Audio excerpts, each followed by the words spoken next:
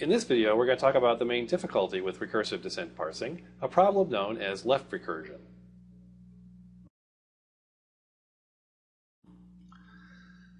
Let's consider a very simple grammar that consists of only one production. S goes to S followed by A.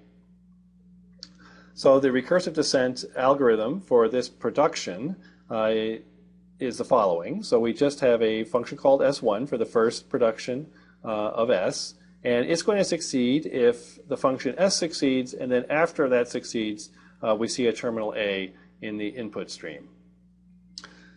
And then we have to write a function for the symbol S itself. And since there's only one alternative, there's only one production for S, we don't need to worry about backtracking or anything. So S will succeed exactly when S1 succeeds. There's only one possibility in this case. And now I think you can see the problem. What's going to happen? Well, when we go to parse an input string, we're going to call the function S, which is going to call the function S1. And then what's the function S1 going to do? Well, the very first thing it's going to do is to call the function S again. And as a result, the function S is going to go into an infinite loop, and we're never going to succeed in parsing any input. This will always go into an infinite loop. So the reason that this grammar doesn't behave very well is because it is left recursive. And a left recursive grammar is any grammar that has a non-terminal where if you start with that non-terminal and you do some non-empty sequence of rewrites, notice the plus there, you have to do more than one rewrite. So if you actually do a sequence of replacements, you get back to a situation where you have the same symbol still in the leftmost position. And you can see that this is not going to be good for parsing. So in the case of this grammar up here, what happens? Well, we have S goes to SA, goes to SAA, goes to SAAA, and so on. And we can always get to a situation where we have a long string of A's and an S on the left end of the string. And if we always have an S on the left end of the string, we can never match any input, because the only way we match input is if the first thing we generate is a terminal symbol. But if the first thing is always a non-terminal, we will never make any progress.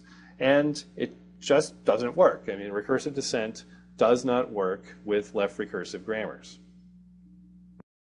Well, this seems like a major problem with recursive descent parsing. And it is a problem, but as we'll see shortly, it's really not so major. So let's consider a left recursive grammar of a slightly more general form. So here we have two productions now for S. S goes to S followed by something alpha, or it goes to something else that doesn't mention S, and let's call that beta. And if you think about the language that this generates, it's going to generate all strings that start with a beta and are then followed by any number of alphas. But it does it in a very particular way. So if I write out a derivation here where I use a few, where I use the first production a few times, you can see what's going on.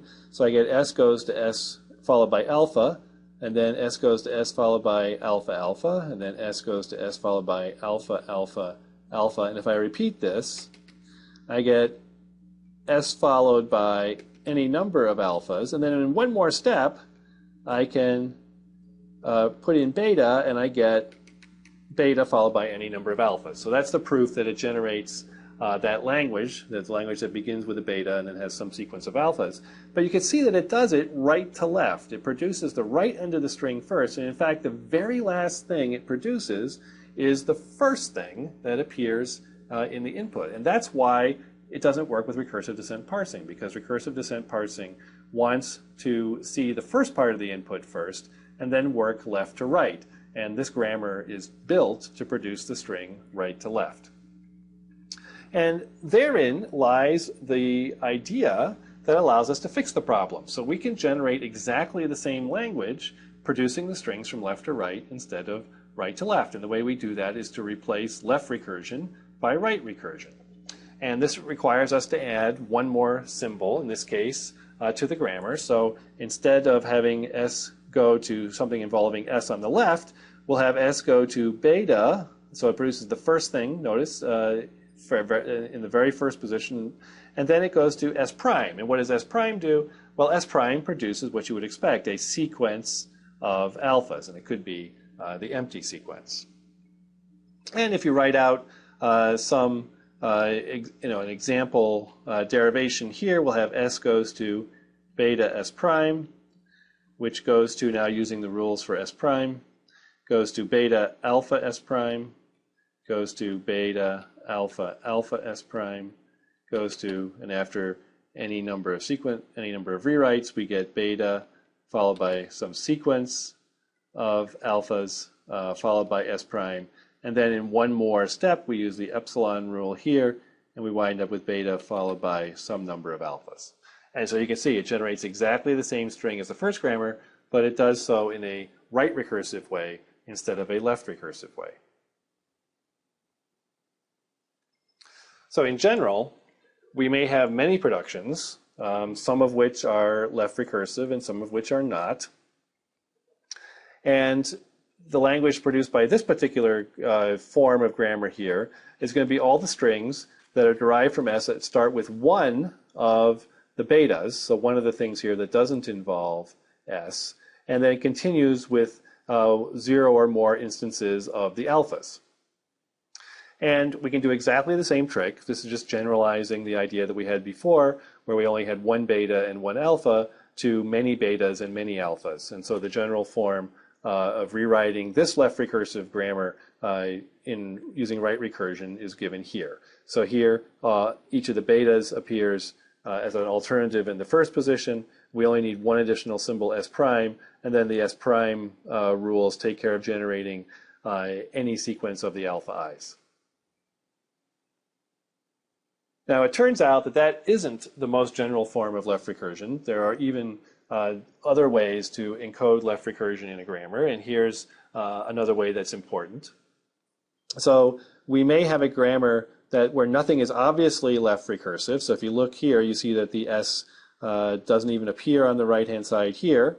And if you look at this production here, A doesn't appear anywhere on the right-hand side. So there's no what's called immediate left recursion in this grammar. But on the other hand, there is left recursion because S goes to A alpha, and then A can go to S beta. And so there we have, in two steps, produce another string with S at the left end. And so this is still a left recursive grammar. We just delayed it by inserting other non-terminals at the leftmost position before we got back to S. So this left recursion can also be eliminated. In fact, this can be eliminated automatically. It doesn't even require human intervention. And if you look at any of the textbooks, particularly in the Dragon book, you'll find algorithms for doing that. So to summarize our discussion of recursive descent parsing, it's a simple and general parsing strategy. You can parse any context-free grammar using recursive descent, so it's very general in that respect. It cannot work with left recursive grammar, so you must eliminate the left recursion. Now, in principle, this can be done automatically. You can have algorithms that will eliminate the left recursion. In practice, people eliminate the left recursion by hand. And the reason for that is that you need to know what the grammar is that you're using so that you can write the semantic actions. And we haven't talked about semantic actions yet, but we will see them shortly. Because you want to know exactly what form the grammar has, people generally do the elimination of left recursion on their own. But that's not difficult to do. And in fact, recursive descent is a popular strategy in practice. There are a lot of the more complicated production compilers, in fact, with complicated grammars, use recursive descent because it is so general. So for example, GCC's front end is a handwritten recursive descent parser.